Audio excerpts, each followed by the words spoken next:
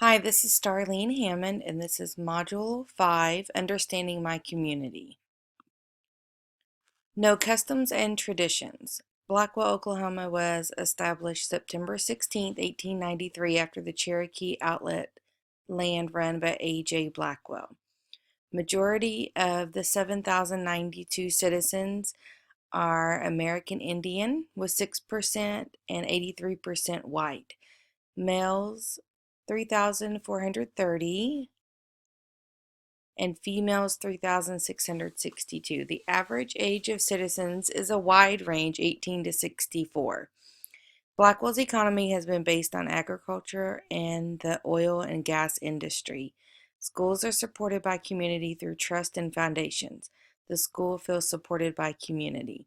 And I'll talk more about the trust and foundations that are available to the school through the community. And the school is a major employment of the community. Blackwell's first school opened in September 1893 in a small frame building with 52 students in attendance. Blackwell Schools, as you can see, has been a long time part of history. It's one of the oldest schools I've ever heard of in Oklahoma, opening in 1893. Today, Blackwell Schools has three schools: middle school, high school, and an elementary school building, each housing 300 students, with the elementary building being the largest at 651 students. 5 years ago, a new building was built kind of in the middle of a farm land, and it houses pre-K through fifth grade. So the largest population of the Blackwell schools is at the elementary.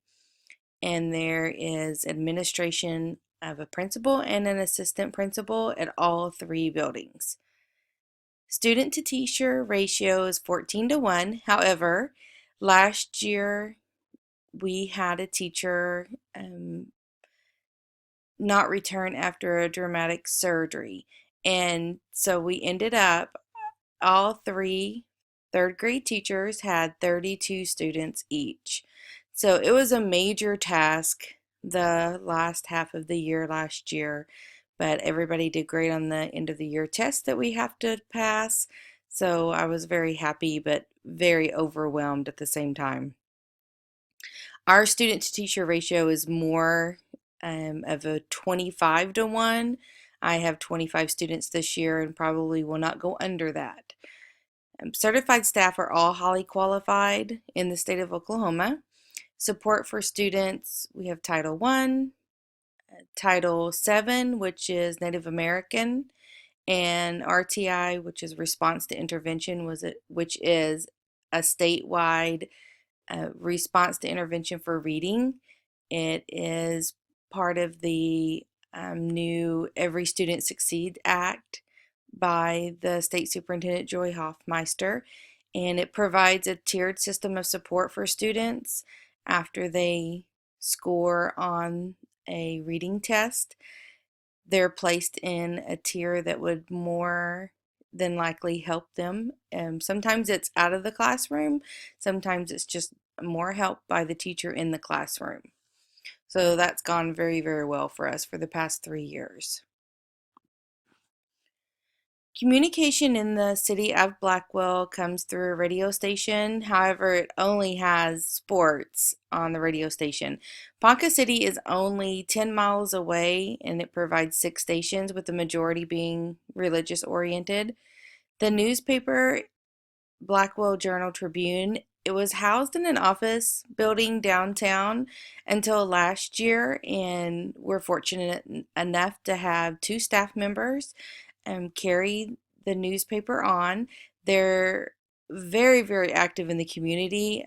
They come to the school anytime we want them to come and report, or report test scores. They're always at the sporting events and hosting our school in the local newspaper. Social media, Facebook, most of the time. Some of our teachers have private classroom groups, and only parents or persons that are approved can join that group.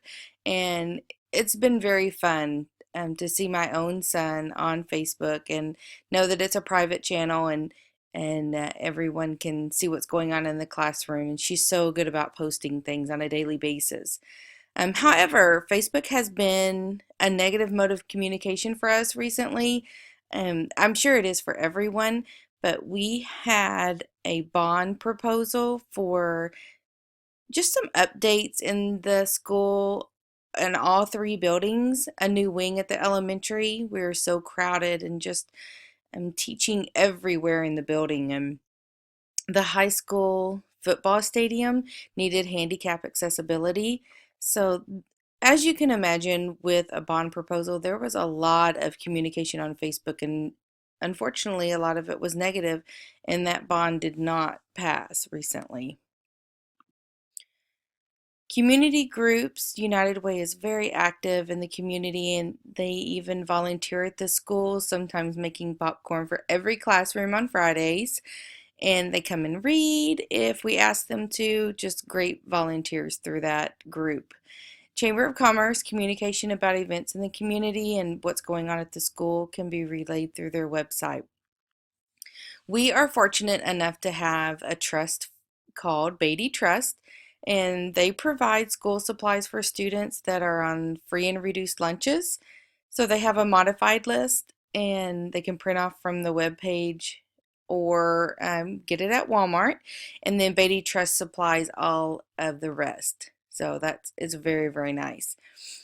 Recently, I have found out about grant opportunities in the community of Blackwell through K Electric and Blackwell School Foundations. I have recently applied for grants and we'll see if that comes through.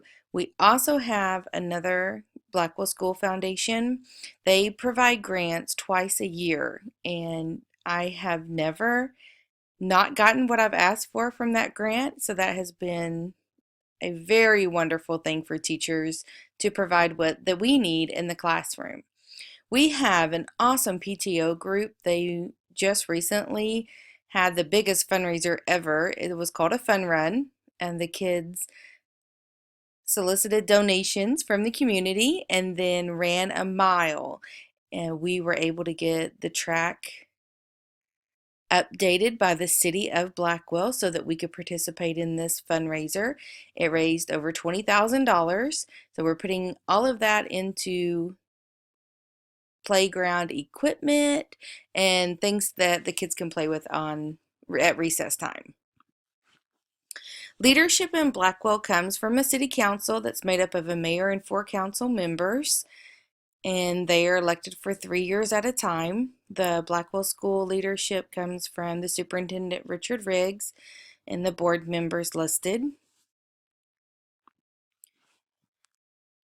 Economics of Blackwell, Oklahoma. The median household income is $40,000 and the property value $48,000. The majority of homes in Blackwell are rentals, and that can really affect the school enrollment when the kids are in and out, or the families just come here for a limited amount of time.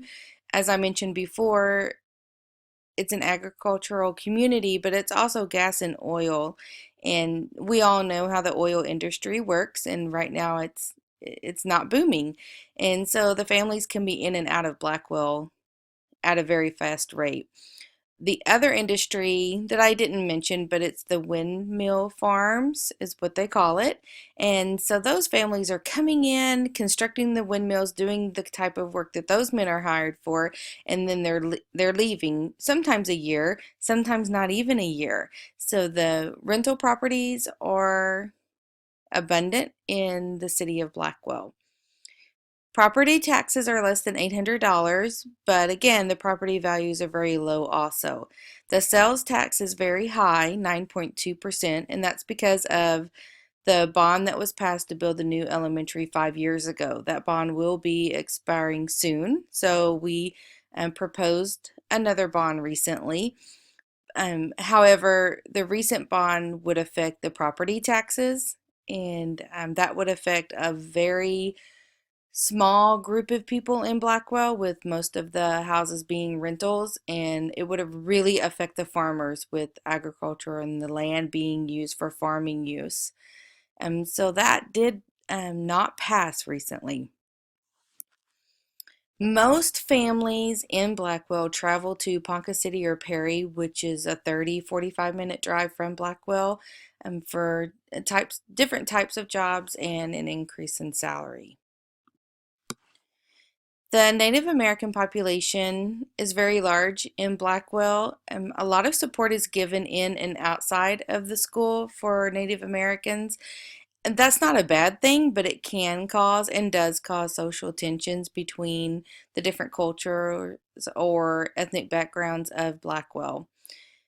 There's a very high use of drug abuse, and I'm just seeing it in the schools, and I've been in different districts, and I do feel that I've seen more drug abuse in the 3 years I've been in this district than I have in any other. And that's to say, I'm seeing firsthand parents come into the building or into conferences or meetings, and they either verbally say or physically can tell there is a problem. The poverty level is very low in Blackwell due to the type of employment that is in Blackwell. Unemployment rate higher than the state or national average at 6.1%. The public opinion can be expressed at board meetings at any time held on the second Monday of every month. However, I don't usually encounter public opinion until parent-teacher conference in October, and that's when I can get a grasp of the way the parents feel about the school and about their child's learning up until that point. Other public opinions come through parent night. We have a meet the teacher night in August. Unfortunately, social media provides public opinion to us, whether teachers and administration read it or have social media. It gets back to administration every time. So I'm not a big Facebook fan myself, but a public opinion is everywhere. One thing that I notice about public opinion at Blackwell schools, one year we had a state testing meeting, but we only had a handful of parents show up. In third grade in Oklahoma, they have to take a reading test at the end of the year to pass it and then pass on to fourth grade. So we felt like it was pretty important that the parents come to a meeting, find out what the test is all about, and find out what um, the limitations are, the accommodations, and all of those things. And it was such a disappointment to have only 5 parents out of 112 students. So that was not a good public opinion. I hope that we can change that by polls given to parents either at the beginning of the year, middle of the year, end of the year, and see what the community members and the parents think about the school. Give their opinion on what can be changed and how, and things that we can work on, set goals, and accomplish that. The sources that I used are listed. I found out a ton about Blackwell and the school that I work for and enjoyed the assignment.